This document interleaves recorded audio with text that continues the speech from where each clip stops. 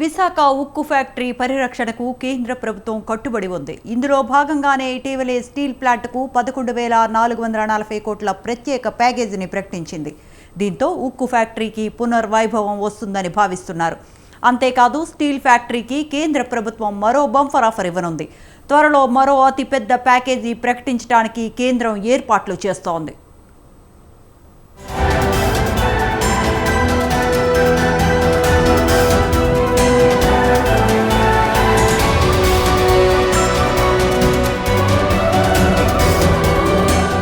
విశాఖ ఉక్కు కర్మాగారం విషయంలో ఆంధ్రుల సెంటిమెంట్ ను కేంద్ర ప్రభుత్వం గౌరవించిందన్నారు కేంద్ర ఉక్కు పరిశ్రమల శాఖ సహాయ మంత్రి భూపతిరాజు శ్రీనివాస్ వర్మ.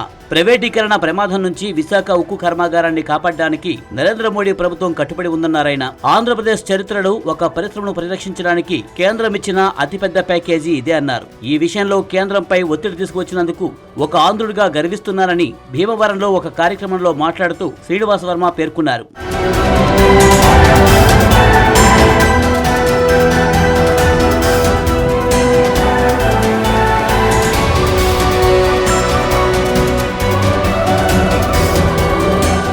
దేశంలో ఉక్కు ఉత్పత్తి పెంచాలని కేంద్రంలోని నరేంద్ర మోడీ ప్రభుత్వం లక్ష్యంగా పెట్టుకుందన్నారు కేంద్ర మంత్రి. ఇందులో భాగంగా విశాఖ స్టీల్ ప్లాంట్ ఉద్యోగులకు ఉన్న వేతన బకాయిలు వెంటనే చెల్లించాలని కేంద్రం నిర్ణయించుకుందన్నారు. అంతేకాదు విశాఖ స్టీల్ ప్లాంట్ కు త్వరలో మరో భారీ ప్యాకేజీ కూడా ప్రకటిస్తామన్నారు.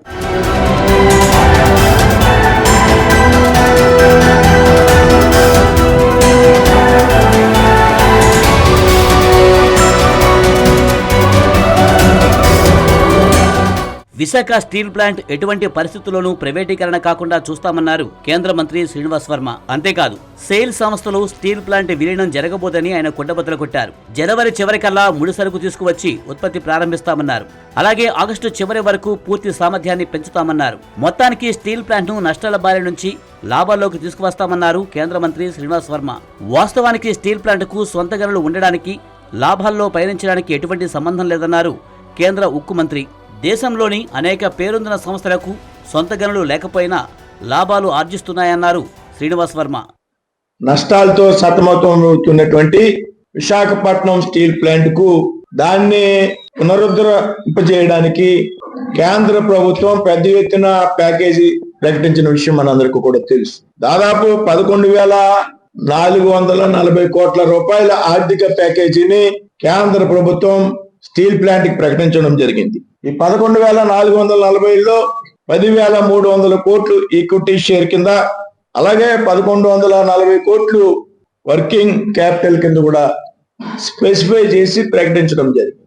ఇంత క్రితం ప్రభుత్వం అధికారంలోకి వచ్చాక ఎన్డీఏ ప్రభుత్వం గతంలో 500 కోట్లు ఒకసారి, అదేవిధంగా 1,150 కోట్లు ఒకసారి, అంటే దాదాపు 1,650 కోట్లు గత 4 నెలలు 5 నెలలు ఇవ్వడం జరిగింది. అవి అడ్వాన్స్ ఫండ్ కింద కానీ బ్యాంకులో ఉన్నటువంటి అప్పులకి వడ్డీలు కట్టేటువంటి విషయంలో కానీ మంజూరు చేయడం.